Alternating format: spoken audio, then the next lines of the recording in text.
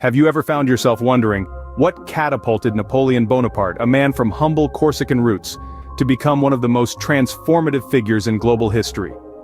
In the vast amphitheater of historical giants, Napoleon Bonaparte is an imposing figure. Born in the humble surroundings of Corsica, he went on to rule the roost in Europe. His name, a byword raw ambition and immense power, resonates through the ages as a testament to his skyrocketing ascent and enduring sway.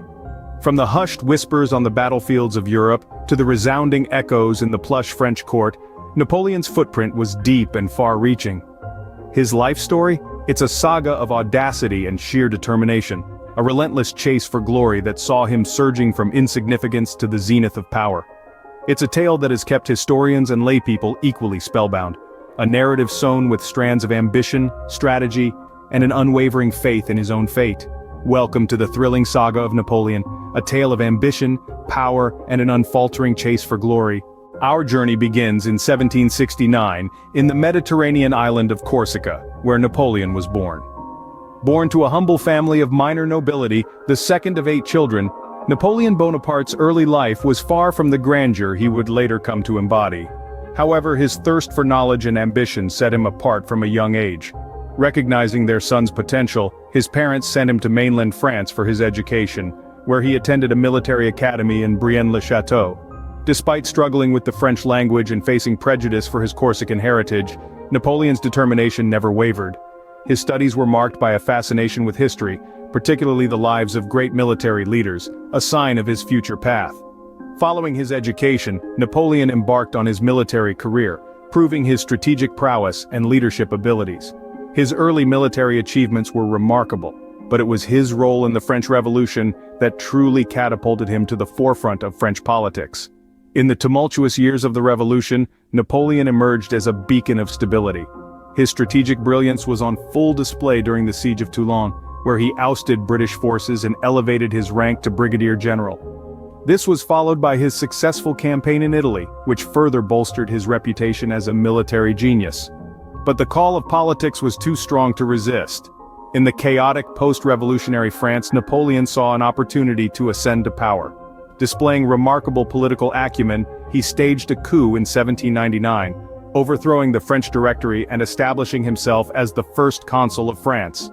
Under his leadership, France underwent dramatic reforms, with Napoleon centralizing power and implementing laws that would later become the Napoleonic Code. His rise from a Corsican outsider to the leader of France was meteoric, shaped by a combination of military genius, relentless ambition, and an uncanny ability to seize opportunities. By the dawn of the 19th century, Napoleon had become the most powerful man in France, but his ambitions were far from satisfied. Napoleon Bonaparte's story is only beginning as he sets his sights on the rest of Europe and the world. In 1804, Napoleon crowned himself Emperor of the French, a title that hadn't existed before him. With this audacious act, Napoleon Bonaparte, the former Corsican artillery officer, became the most powerful man in France, and arguably the whole of Europe. As emperor, Napoleon embarked on a series of sweeping reforms that would fundamentally reshape France. He instituted the Napoleonic Code, a comprehensive legal framework that replaced the hodgepodge of laws that had existed before. This revolutionary code brought about significant changes, including the recognition of the principle of equality before the law, the abolition of feudalism, and the safeguarding of civil liberties. But Napoleon's ambitions were not confined to the realm of legislation. He envisioned a France that was not only internally reformed, but also dominant on the world stage. To this end, he launched a series of military campaigns known as the Napoleonic Wars that saw French troops march from Madrid to Moscow. Napoleon's military genius was on full display during these campaigns. He pioneered innovative strategies and tactics, which coupled with the superior training and discipline of his Grande Armée, led to a series of stunning victories. His armies toppled kingdoms, redrew borders, and spread the ideals of the French Revolution across the continent. Yet, despite these successes, Napoleon was not invincible. His decision to invade Russia in 1812 was a catastrophic miscalculation. The brutal Russian winter, coupled with fierce resistance, decimated his once mighty army. This marked the beginning of the end for Napoleon. It was not just military overreach that proved to be Napoleon's downfall. His insatiable appetite for power and control alienated many, both within and outside France. His attempts to impose the continental system, a trade embargo against Britain, led to widespread economic hardship and discontent across the continent. Despite his successes, Napoleon's thirst for expansion would soon lead to his downfall. Napoleon the Emperor had reached the zenith of his power, but his hubris would soon lead him to overstep, setting in motion the events that would culminate in his eventual defeat and exile. Napoleon's invincibility was shattered when he decided to invade Russia in 1812. This decision marked the beginning of the end of his reign. The Russian campaign was a disaster, with the harsh winter decimating his Grande Armée. The Russians adopted a scorched earth policy, leaving nothing behind for the French troops to use or consume. This strategic move, coupled with the bitter cold, led to the loss of over 500,000 men. This defeat was a severe blow to Napoleon's image of invincibility. His power began to crumble as his enemies, sensing weakness, began to rally against him. The coalition of European powers, which had been fractured, united once more in their resolve to dethrone the emperor. By 1814, Napoleon was forced to abdicate his throne and was exiled to Elba, an island off the coast of Italy. But the ever-resilient Napoleon was not one to accept defeat so easily. He escaped from Elba and returned to France, where he was welcomed with open arms. This period, known as the 100 Days, saw Napoleon reclaim his position as emperor, but his return to power was short-lived. His final defeat came at the Battle of Waterloo in 1815.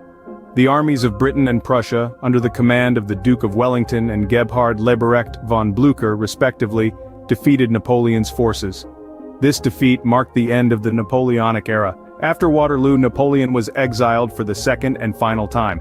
This time the location was much more remote, St. Helena, a small island in the South Atlantic. It was here, isolated and alone, that Napoleon would spend the rest of his life. His dreams of European domination had ended, not in the grand palaces of Europe, but on a lonely island thousands of miles from the continent he once ruled.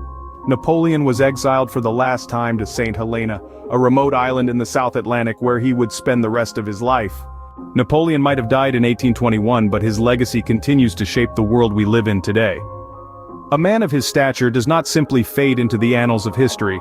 Instead, he leaves behind a legacy, a blueprint that continues to influence generations long after he's gone. And Napoleon Bonaparte was no exception. Let's start with his legal reforms, often considered his most enduring legacy. The famous Napoleonic Code, or the Civil Code of 1804, was a revolutionary legal framework that emphasized the principles of freedom, equality, and fraternity. It abolished feudal privileges and ensured that laws applied equally to all citizens, irrespective of their status. Today, it remains the basis of civil law in many parts of the world. Moving on to the battlefield, Napoleon's influence on military tactics is undeniable. He revolutionized warfare with his strategic use of artillery, his emphasis on speed and surprise, and his creation of the corps system. His innovative strategies changed the face of warfare, influencing military thinking and tactics to this day. And then there's the spread of nationalism. Napoleon's conquests across Europe ignited a sense of national identity among the conquered peoples. His rule inadvertently sparked a desire for self-determination and unity, setting the stage for the rise of nation-states in the 19th century. This wave of nationalism continues to shape international relations and global politics today. But beyond these tangible impacts, Napoleon's story itself is a legacy. His meteoric rise from obscurity to the pinnacle of power, his dramatic downfall and exile, and his indomitable spirit have captivated the world, inspiring countless books, films, and works of art. His life serves as a reminder of the heights to which ambition can soar, and the depths to which it can plummet. Even in death, Napoleon remains a figure of fascination, a man who rose from obscurity to change the world. His legacy is a testament to his genius, his ambition, and his indomitable will, forever etched in the annals of history. So, who was Napoleon Bonaparte really? He was a man of humble beginnings, rising from the gritty soils of Corsica to the glittering throne of France. A military genius, his strategies are still studied in academies around the globe. As the emperor, Napoleon's reign was marked by sweeping reforms and territorial expansion, leaving an indelible mark on the map of Europe. Yet, he was not invincible. His downfall was steep, a tumble from power into exile, a poignant reminder of the transience of glory.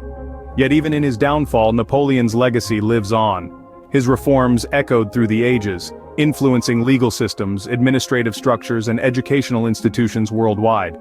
Perhaps the answer lies not just in the man he was, but also in the world he helped shape. Remember, history is not just about the past, it's about understanding our present and shaping our future.